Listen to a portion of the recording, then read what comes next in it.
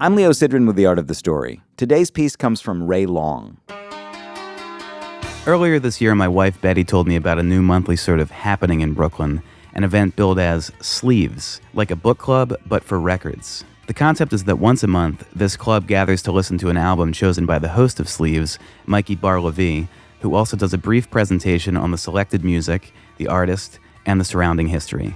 Ever the outgoing optimist in our partnership, Betty was excited for us to go. I was initially a bit skeptical. Record store in Greenpoint, a bunch of 20 and 30-something Brooklyn musos milling about, talking vinyl. Will that be terribly pretentious?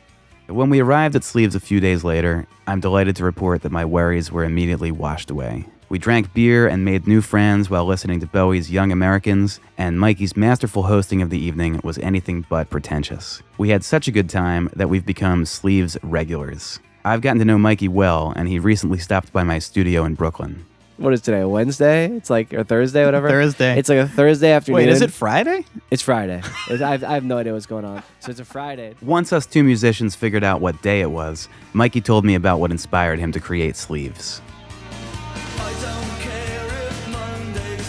I just wanted to do something that was a way to get together with a lot of music people that wasn't in a venue that was kicking you out once the show was over. Like, my favorite part of a show sometimes, at least the social aspect, is like after the show, the hang, getting together and talking about what influences us and what we're excited about. And I think that kind of joint curiosity, it's been really fun with Sleeves. The first 40 minutes or so are like a cocktail hour. We have beer and wine that are sold. The record shop's open for business. And then when we listen to the record, we don't do it in silence. And the reason is I don't think that's necessarily the only right way or a natural way to listen to music. We listen to music in the supermarket, coming out of a car driving by, whatever. That's all great. And more than anything, I want people to build an emotional bond with each other and with the record. And if your takeaway is like you just enjoy being in that kind of school-like, childlike curiosity setting that makes you kind of vulnerable and open up and you make friends and build community, that's really the point.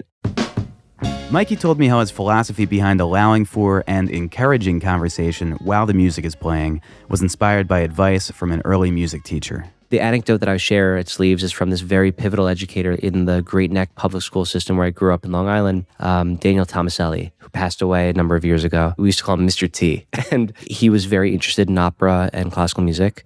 I was not. I had like a Beatles haircut at my bar mitzvah, and I was playing a Gibson SG and like just trying to rock out and do that kind of thing. And he said something to the effect of, if you go to the opera, you may think it's boring, you may even fall asleep, but what you'll find is that it will get to you in your dreams and that will still impact you. At the time, I was probably like, whatever, man. I'm going to go play some AC/DC.